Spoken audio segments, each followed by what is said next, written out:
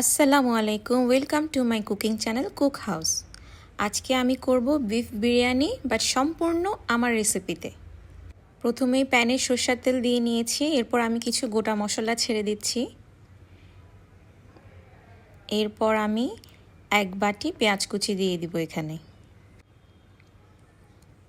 এই পেঁয়াজটা ভালো করে ফ্রাই করে নিতে হবে, আস্তে আস্তে একটু সময় নিয়ে।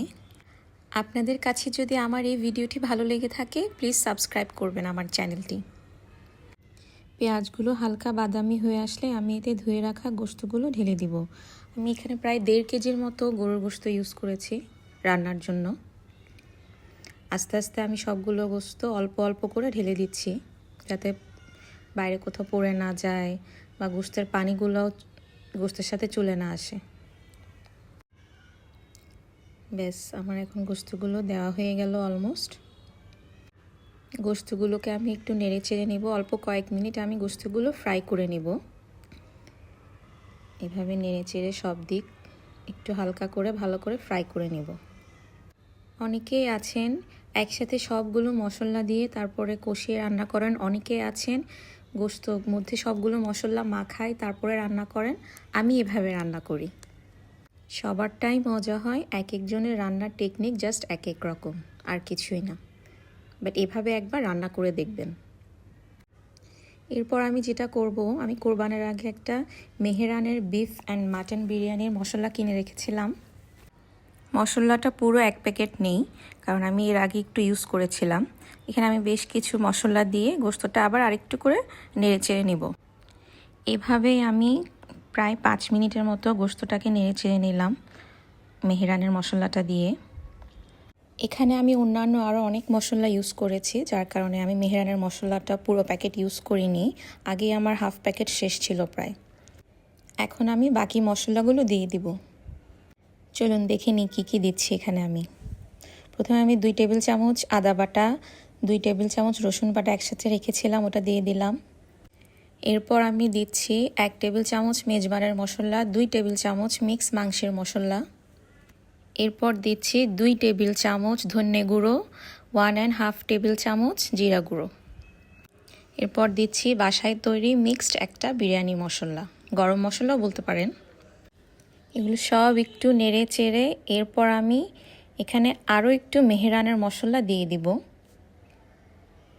এটা সম্পূর্ণ আপনার চোখের আন্দাজ, এখানে কোনো মেজারমেন্ট করা নেই বা পরিমাণ আমার জানা নেই কতটুকু দিয়েছি। এরপর দিয়ে দিচ্ছি প্রায় 3 চামচের মতো লবণ, এটা আপনারা স্বাদ মতো দিবেন।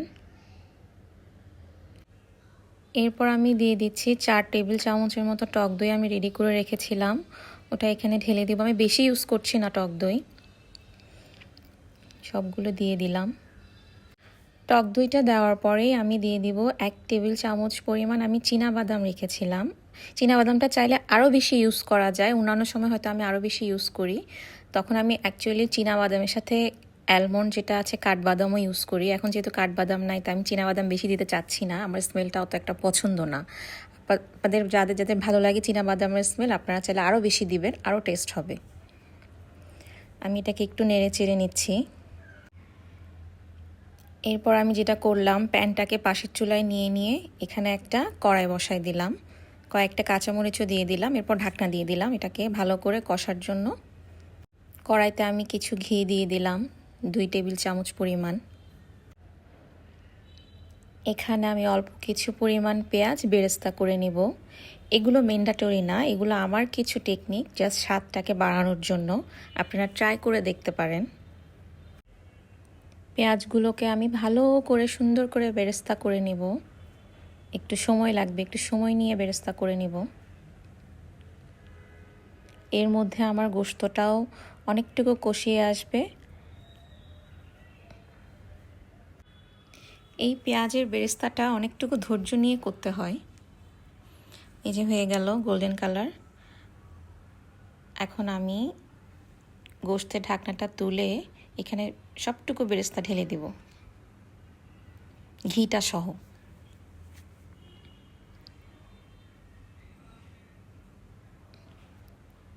এরপর আমি সেম কড়াইতে আরেকটা কাজ করব। আমি অল্প কিছু আলু কেটে নিয়েছিলাম, আমি বেশি ইউজ করছি না, আমি চাইলে এখানে আরও 2-4টা আলু ইউজ করতে পারতাম, বাট আমি তেমন আলু ইউজ করছি না। 4-5টা ছোটো আলু নিয়েছি আর 2টা বড় আলু নিয়ে ওটাকে 4 পিস করে কেটে নিলাম। এখানে আমি একটু হালকা ম্যাজিক মশলা ছিটিয়ে দিচ্ছি টেস্টটা একটু বাড়ানোর জন্য, আর কিছুই না। আমি আজকে আসলে স্পেশাল করে বিরিয়ানি রান্না করতে গেলে কিভাবে রান্না করি ওইটার রেসিপিটাই আপনাদের দেখাচ্ছি।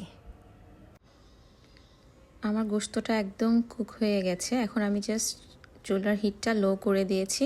এখানে আমি ফ্রাই করে রাখা আলুগুলো ঢেলে দিচ্ছি। এই যে সুন্দর করে ঢেলে তেলগুলোও দিয়ে দিলাম। তেল না, এটা আসলে ঘি ছিল, ঘির তেল ছিল। ভালো করে নেড়েচেড়ে বসায় দিচ্ছি আলুগুলো। এরপর আমি বিরিয়ানি রান্না করার জন্য আরেকটা ননস্টিক নিয়ে নিলাম চুলার উপর। রান্না করা গোশতের উপর থেকে বেশ খানিকটা তেল আমি ঢেলে নিচ্ছি। এটাও আমার একটা টেকনিক, আমি এই তেলে বিরিয়ানির চালটা ভাজতে বেশি পছন্দ করি। পাশাপাশি আমি বেশ খানিকটা ঘিও দিয়ে দিলাম। আমি এখানে তেলটা অ্যাভয়েড করেছি যেহেতু আমি গোশতের তেলটা দিয়েছি এখানে। এরপর এখানে আমি কিছু গোটা মশলা দিলাম, গরম মশলা, সাথে কিছু গোলমরিচও ছিল, সাদা গোলমরিচ, কালো গোলমরিচ। এরপরে আমি পেঁয়াজ কুচি দিয়ে দিব। পেঁয়াজগুলোকে আমি একটু ভালো করে নেড়ে চেড়ে ফ্রাই করে নিব। পাশের চুলোতেই কিন্তু আমি 4 পট পোলাও চালের জন্য 8 পট পানি মেপে গরম করতে দিয়েছি। এই পানিটাই আমি বিরিয়ানিতে ইউজ করব। পেঁয়াজগুলো নেড়ে চেড়ে এখানে আমি পরিমাণ মতো আদা রসুন দিয়ে দিচ্ছি। আদা রসুন পেঁয়াজ এগুলো গরম মশলা এগুলো একসাথে একটু কিছুক্ষণ নেড়ে চেড়ে আমি এতে ধুয়ে রাখা চাল দিয়ে দিব। চালটা আমি প্রায় 15-20 মিনিট আগে ধুয়ে পানি ঝরতে দিয়ে দিয়েছিলাম। এর সাথেই বিরিয়ানি মশলা প্যাকেটে যা অবশিষ্ট ছিল আমি সবগুলো ঢেলে দিচ্ছি। এগুলো দিয়ে আমি চালটাকে একটু ফ্রাই করে নেব, ভেজে নেব। এই যে যা ছিল আপনারা দেখছেন আমি সবটাই দিয়ে দিলাম, আর নাই এর মধ্যে। এরপর আমি এখানে কিছু কিশমিশ আর 3টা আলু বোখরা দিয়ে দিলাম। এগুলো সবগুলো আমি একসাথে নিয়ে নেড়ে চেড়ে নেব। চালটা থেকে যখন একটা সাউন্ড করা শুরু করবে মনে করবেন চালটা ফ্রাই হয়ে গেছে। এরপর আমি রান্না করে রাখা গোশতটা এখানে ঢেলে দিলাম সম্পূর্ণটাই এবং ভালো করে মিশিয়ে নেব।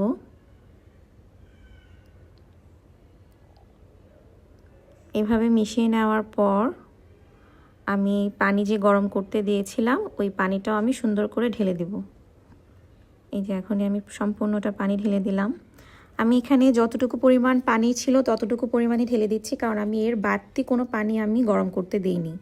এটাতে বিরিয়ানির চালটা পারফেক্টলি কুক হয়ে যায় এবং আর ঝামেলা থাকে না, এই টেনশন নিতে হয় না যে পানি বেশি হলো কি না, কম হলো কি না।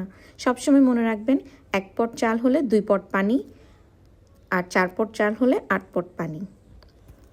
এরপর আমি এখানে 8-10টার মতো কাঁচামরিচ রেখেছিলাম, ওগুলোও দিয়ে দিলাম। এরপর ঢাকনা দিয়ে মিডিয়াম হিটে একটু কুক করতে দিব। এর মধ্যে আমি এখানে যে মেস করে ফেলেছি এগুলো একটু পরিষ্কার করে নিচ্ছি। মিডিয়াম হিটে 8-10 মিনিট রাখার পর যখন পানিটা একটু কমে আসবে তখন আমি এতে পরিমাণ মতো লবণ দিয়ে দেব। আমি প্রায় এখানে 2.5 চামচ লবণ ইউজ করেছিলাম। এরপর আরও একটু যখন পানি কমে আসবে 5 মিনিট পর তখন আমি এতে প্রায় হাফ বাটি থেকেও বেশি, আমি 4 টেবিল চামচের মতো এখানে আমি গুঁড়ো দুধ দিয়ে দিয়েছি এবং ভালো করে মিক্স করে দিচ্ছি। আপনারা এটা অবশ্যই ইউজ করবেন গুঁড়ো দুধ, এটার স্বাদটা অনেকটুকু বাড়িয়ে দেবে আপনার বিরিয়ানির। এখন ঢাকনা দিয়ে আমি প্রায় 15-20 মিনিটের মতো চুলার হিট লো করে দিয়ে এটাকে দমে রাখবো। ঢাকনায় যে ছোট্ট একটা ছিদ্র আছে না বাষ্প যাওয়ার জন্য, ওখানে আমি একটা সুন্দর করে লং দিয়ে দিলাম যাতে এটা দমে থাকে বিরিয়ানিটা। 15-20 মিনিট অপেক্ষা করার পর ঢাকনাটা তুলে আমি একটু উল্টে পাল্টে দিয়ে দেখলাম আমার বিরিয়ানি অলমোস্ট ডান। এরপরও আমি আর একটু উল্টানোর পরে 5 মিনিট রেখেছিলাম দমে।